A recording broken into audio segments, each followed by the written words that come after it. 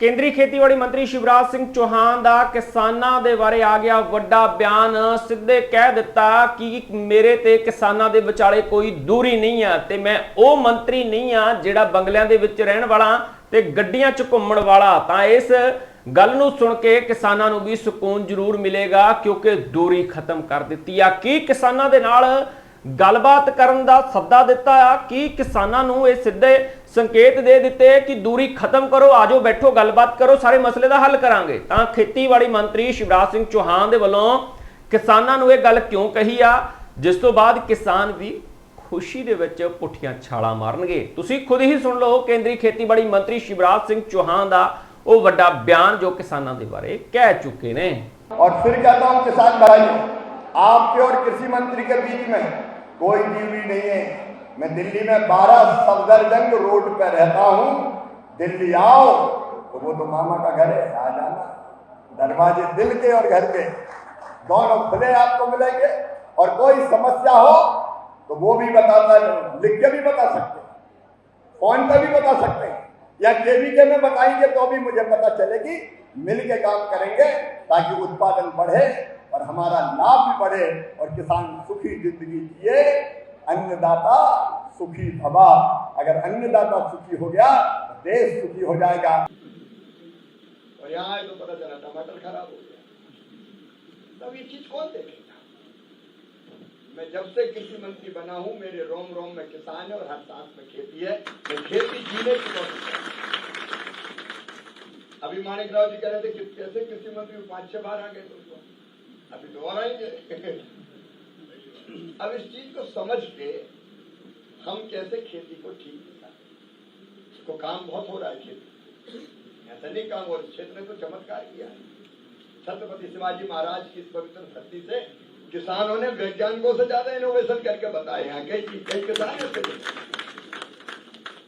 आज हमारा अंगूर, हमारे केले, ऐसा नहीं कि काम नहीं हो रहा है, हम एक्सपोर्ट कर रहे हैं। अलग अलग वैरायटीज बनाई, अलग अलग तरीके खोजे और अब वैज्ञानिक भी आए तो हम बैठ के ये सब समस्याओं पर बात कर रहे हैं। देखिए पहली चीज है प्रोडक्शन कैसे ठीक से आया। क्लाइमेटिक जो कंडीशंस है, क्लाइमेट चेंज के कारण हम सब जानते हैं।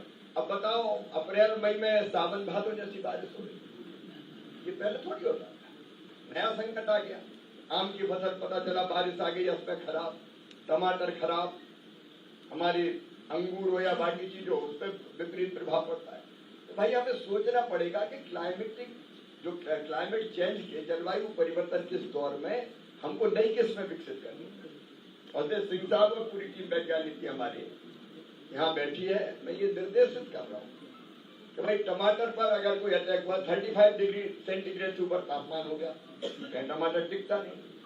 अभी मुझे खेत में किसानों ने बताया, बाकी साथियों ने बताया, तो हमको नई वैरायटी लानी पड़ेगी। ये लेके आए अर्का कौन सी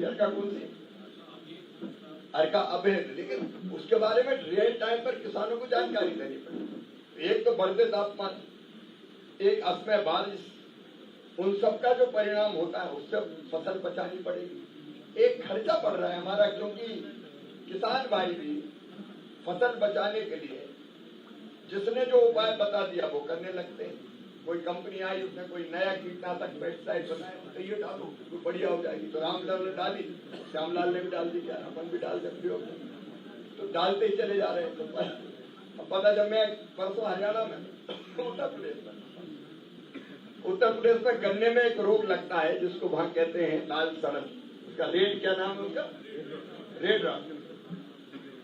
अब उसमें कई बार स्प्रे कर रहे हैं, लेकिन वहां वैज्ञानिकों ने बताया कि वो जो रहता है उसका जो उड़ के जाती है वो उस पर पेड़ पे रहती है, वो तने में घुस जाती है।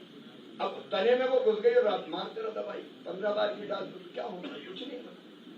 तो उसको उसका उपाय क्या ये ढूंढना पड़ेगा। हम तो डाल रहे हैं दवाई तो खर्चा बढ़ रहा है।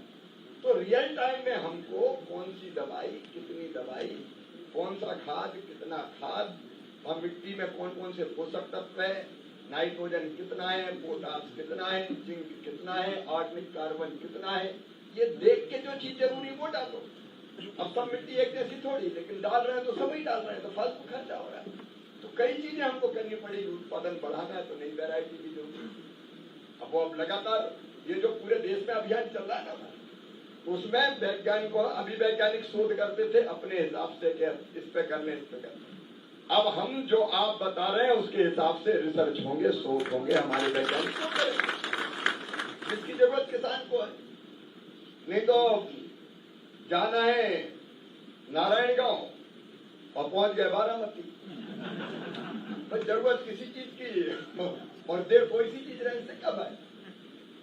तो इस अभियान का सबसे बड़ा फायदा ये कि जो जरूरत है उसके हिसाब से शोध हो, उसके हिसाब से वो। मैंने एक और फैसला किया है, मैं किसी को डराने के लिए नहीं कह रहा। कई जगह मुझे कहा कि कीटनाशक घटिया आते हैं, डालते हैं, परेशान हो जाते हैं।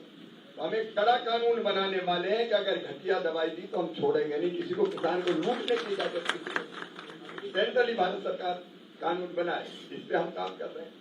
यहाँ मैंने जितनी समस्याएं देखी, समय की सीमा है।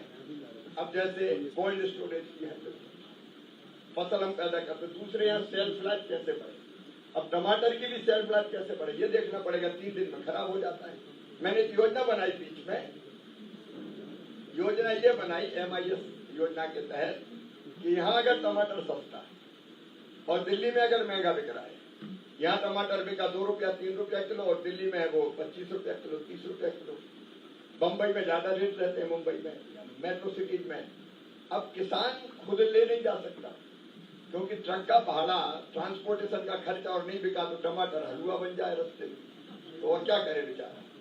तो हमने ये तय किया कि ऐसी परिस्थिति में राज्य सरकार तय करे किसी संस्था के माध्यम से, अगर किसान अपना टमाटर, प्याज, आलू, 3 चीजों के लिए अगर दिल्ली बंबई ले जाके बेचेगा तो ट्रांसपोर्टेशन का खर्चा केंद्र सरकार देगी।